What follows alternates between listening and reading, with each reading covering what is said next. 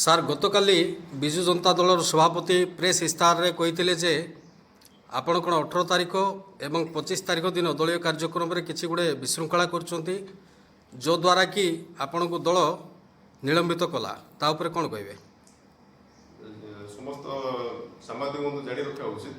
18 ତାରିଖ ଦିନ ସମିତି ବୈଠକ ହୋଇଥିଲା ହୋଇପାରିବାରେ। ସେହିଦିନ 27 ଜଣ ବୃଦ୍ଧ ବୃଦ୍ଧା ଏବଂ ବିକଳାଙ୍ଗମାନଙ୍କର ଭତ୍ତା 4 ମାସର ଦିଆଯାଇନଥିଲା। ସୁଦୂର ତେନ୍ତୁଳିଗୁମାରୁ ସେମାନେ ଆସିଥିଲେ ନିଜର ଭତ୍ତା ପଇସା ମାଗିବା ପାଇଁ। ଯେହେତୁ ମୁଁ ସେ ପଞ୍ଚାୟତର ପ୍ରତିନିଧିତ୍ୱ କରୁଥିଲି, ସେମାନଙ୍କର ଭତ୍ତା କାହିଁକି ଦିଆ ନଯିବ, ସେ ଭତ୍ତା କିଏ ହଡ଼ପ କଲା, ସେ ବିଷୟରେ ମୁଁ ଭିଡ଼ିଓକୁ ଉତ୍ତର ମାଗିଥିଲି। ସେଇଟା କେମିତି ଦଳୀୟ ବିଶୃଙ୍ଖଳା ହେବ? ସେଟା ଦଳୀୟ ବିଶୃଙ୍ଖଳା କେଉଁ ଆକାରରେ ହେବ? ସେଟା ସମ୍ପୂର୍ଣ୍ଣ ଭାବରେ ସରକାରୀ କାର୍ଯ୍ୟକ୍ରମ। 25 ତାରିଖ ଦିନ 25 ତାରିଖ ଦିନ ଗତକାଲି ଯେଉଁ ପ୍ରୋଗ୍ରାମ ହେଇଥିଲା ସେ ବି ସମ୍ପୂର୍ଣ୍ଣ ସରକାରୀ କାର୍ଯ୍ୟକ୍ରମ।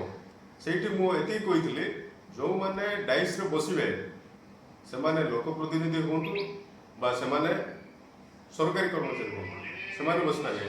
ନଚେତ୍ ମୁଁ କହିଥିଲି MLA ମହୋଦୟଙ୍କୁ, MP ମହୋଦୟଙ୍କୁ ଆମେ ଯଥେଷ୍ଟ ସମ୍ମାନ ଦେଉ। ସେମାନେ ଯାହାକୁ ରିପ୍ରେଜେଣ୍ଟେଟିଭ୍ ହିସାବରେ ପଠାଇବେ ଲିଖିତ ଭାବରେ ସେମାନଙ୍କୁ ଆମେ ବସିବା। ଅଗାମଗା କଗା ଆସିକି ବସିବେ, ତାର ମର୍ଯ୍ୟାଦା ହାନି ହେଉଛି। ସେଇ ବିଷୟରେ ମୁଁ କହିଥିଲି ଏଇଟା କୌଣସି ଦଳୀୟ କାର୍ଯ୍ୟକ୍ରମ ନଥିଲା, ସମ୍ପୂର୍ଣ୍ଣ ଭାବରେ ସରକାରୀ କାର୍ଯ୍ୟକ୍ରମ ଥିଲା। ତ ଯେଉଁମାନେ MP ରିପ୍ରେଜେଣ୍ଟେଟିଭ୍ କିମ୍ବା MLA ରିପ୍ରେଜେଣ୍ଟେଟିଭ୍ ବୋଲି ଷ୍ଟେଜ୍ରେ ବସିଥିଲେ ସେମାନଙ୍କର ପାଖରେ କିଛି ଲିଖିତ ଆକାରରେ ଚିଠି କିଛି ନଥିଲା। ମୁଁ ତ ଜାଣିନି ଆପଣମାନଙ୍କ ପାଖରେ କ'ଣ ଖବର ଅଛି ଦେଖନ୍ତୁ, ମୁଁ ଜାଣିନି। ସେମାନେ କାହାରିକୁ ଆଜି ପର୍ଯ୍ୟନ୍ତ ଦେଇନାହାନ୍ତି ଲିଖିତ ଭାବରେ। ଆପଣମାନେ ତାକୁ ଭିଡ଼ିଓ ମହୋଦୟଙ୍କୁ ଆପଣମାନେ ମାଗିପାରନ୍ତି କ'ଣ ଲିଖିତ ଆସିଛି।